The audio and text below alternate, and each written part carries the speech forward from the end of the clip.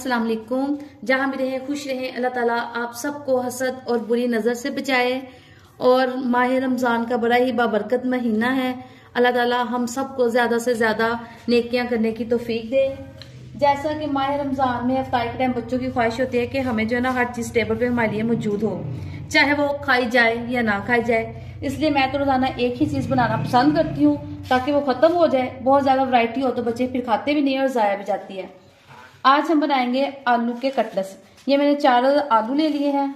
अब इनको अच्छे से छील के, देखिए मैं इनको सारे आलूओं को अच्छे से छील लूंगी और छीलने के बाद मैं आपको दिखाऊंगी कि मैं इनको किस शेप में कटिंग करती हूँ। आलू मैंने सारे अच्छे से छील लिए हैं। अब एक एक आलू लूंगी और मैं उनको इस शेप में कटिंग करना शुरू कर दूंगी।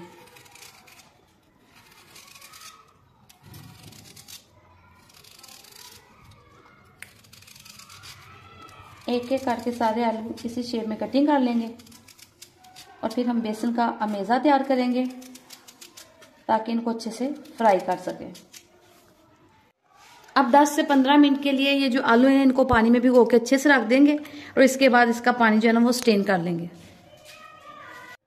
अब कटलेट्स आलू के बनाने के लिए सबसे पहले लेंगे हम 1 से 1.5 कप के करीब बेसन और इसमें शामिल करेंगे 1 टीस्पून नमक, 1 टीस्पून हम इसमें शामिल कर देंगे चाट मसाला भर के ज़रा, और 1 टीस्पून हम इसमें शामिल करेंगे चिली फ्लेक्स, कुटी हुई सुरख मिर्च। इन सब चीज़ों को अच्छे से मिक्स कर लेंगे।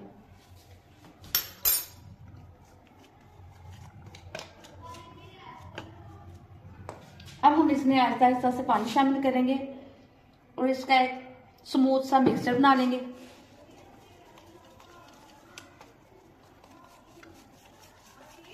ये देखिए पानी कम है। अब इसमें थोड़ा सा और पानी शामिल कर देंगे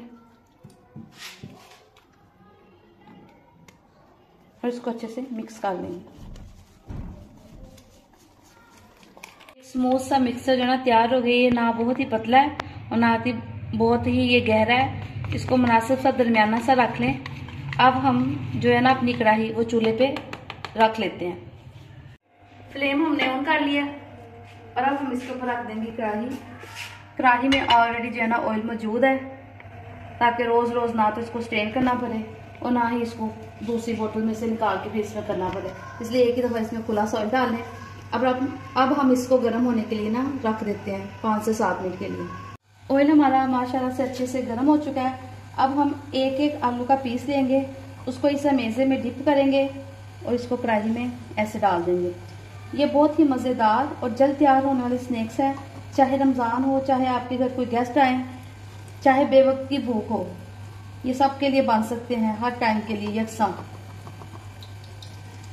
ऐसे इन सारे जो पोटैटोज को ना बेसन के अमेज़े में डिप करके तो फ्राई कर लेंगे और चाट मसाले की वजह से ये थोड़े से चटपटे भी लगेंगे। देखिए ये बड़े अच्छे से फ्राई होना शुरू हो गए और जब ये अच्छे से एक साइड से हो जाएंगे ना तो ये फिर खुद ही ऊपर आ जाएंगे। इनको हिलाने की जरूरत नहीं पड़ेगी। जब ये ऊपर आ जाए तो फिर आप इनको आराम से इनकी डायरेक्शन चेंज कर लें। देखिए माशाल्लाह से सारे जो स्नैक्स है ना वो अच्छे से खुद ही ऊपर फूल के आना शुरू हो गए हैं। अभी एक साइड से ब्राउन हो जाएंगे तो फिर हम इनकी दूसरी साइड भी जो है ना वो लाइट ब्राउन कर लेंगे। आलू के स्नैक्स अच्छे से फ्राई हो चुके हैं। दोनों साइडों से गोल्डन ब्राउन सा इनका कलर आ गया है। अब हम इनको प्लेट में निकालते हैं और आपको इसकी फाइनल लुक दिखाते हैं। आप देख सकते हैं कि माशाल्लाह से इनकी फाइनल लुक कितनी खूबसूरत आई है। आप इस रेसिपी को ज़रूर ट्राई करें। अगर आपको मेरी रेसिपी अच्छी लगे तो प्लीज़ मेरे चैनल सिंपल फूड को लाइक करें, शेयर करें और सब्सक्राइब करें। दुआ में याद रखें। अल्लाह हाफिज़।